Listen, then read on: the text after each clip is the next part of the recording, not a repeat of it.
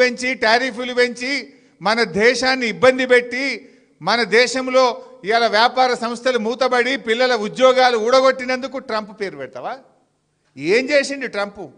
ఇలా మన పిల్లలు హైదరాబాద్ పిల్లలు అమెరికాలో ఉద్యోగాలు రాక నానా ఇబ్బందులు పడుతున్నారు. విద్యార్థులకు ఫీజులు పెంచిండు ట్రంప్, చదువుకోవడానికి అమెరికా పోకుండా ఫీజులు పెంచిండు.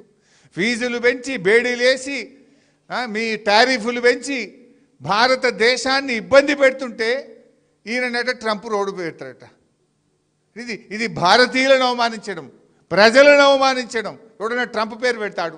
ట్రంప్ అంటాడు మన నోట్బుక్ ఎత్తగొడుతున్నాడు, మన టారిఫ్లు పెంచుతుండు, బేడీలేసి మన పిల్లల్ని అవమానపరిచి అత్యంత అవమానకరంగా మన పిల్లల్ని దేశం నుంచి ఎల్లగొడుతుంటే జైళ్ళలో పెడుతుంటే వాని పేరు పెడతా అంటే అసలు నువ్వు ఏం మనిషివి? నీకేమైనా సోయి ఉందా లేదా నాకైతే అర్థమవుతలేదు.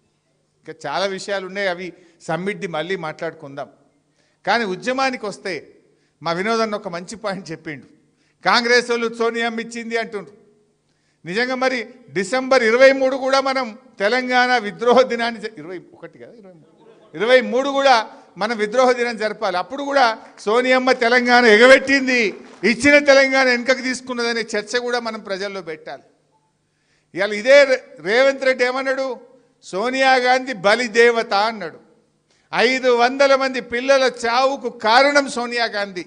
ఇచ్చిన తెలంగాణ వెనక్కు తీసుకోవడం వల్లనే ఈ పిల్లలు బలిదానాలు చేసుకున్నారని మాట్లాడిన రేవంత్ రెడ్డి ఇలా మాట మార్చిండు. అది నోరో మోరో నాకైతే తెలియదు. అప్పుడు బలిదేవత అంటాడు, ఇలా దేవతనట. ఆమె పుట్టినరోజు కనుకనే తెలంగాణ తల్లిని మార్చి పారేసిన అంటాడు. మార్చే హక్కు నీకెక్కడిది? నువ్వైనా జై తెలంగాణ అంటే, నువ్వు ఉద్యమంలో పాల్గొంటే, తెలంగాణ భావోద్వేగాలు నీకు తెలిసి ఉంటే, తెలంగాణ పోరాటంలో నీ భాగస్వామ్యం ఉంటే నువ్వు ఆ తల్లిని మార్చేవాడివి కాదు. నీకు అవగాహన లేనటువంటి వ్యక్తివి.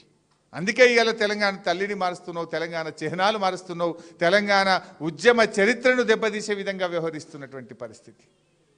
ఒక తమ్ముడు యాదిరెడ్డి, నేను ఢిల్లీ పోయిన ఆ రోజు, యాదిరెడ్డి అనే తమ్ముడు ఇచ్చిన తెలంగాణ సోనియా గాంధీ వెనక్కి తీసుకున్నది.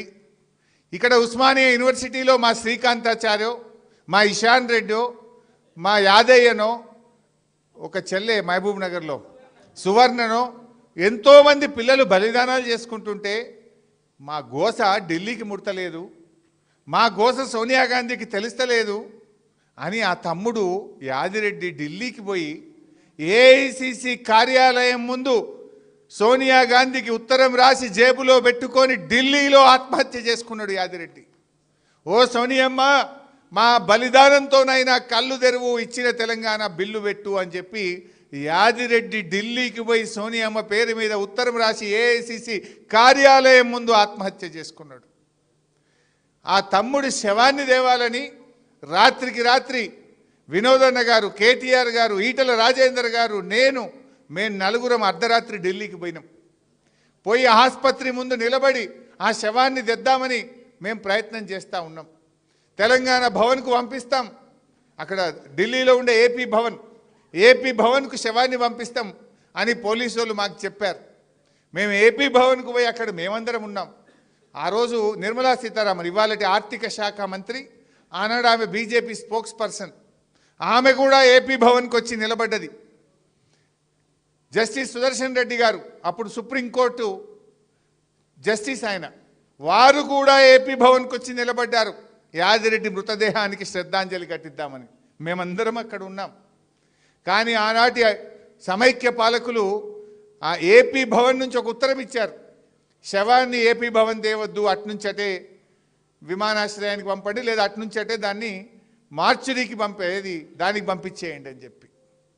అంటే మాకెంత ఆవేశం వచ్చింది, ఎంత బాధ కలిగింది. అంటే చివరికి తెలంగాణ కోసం త్యాగం చేసిన యాదిరెడ్డి శవాన్ని తల్లిదండ్రులకు స్వగ్రామానికి కూడా పంపనంత కుట్ర ఆనాటి ఉమ్మడి రాష్ట్రం చేసింది. ఆనాడు ఈ రేవంత్ రెడ్డి ఒక్కడు మాట్లాడితే ఒట్టు, వీళ్ళు మాట్లాడితే ఒట్టు. మేము ఆ రోజు పోరాటాలు చేసినాం.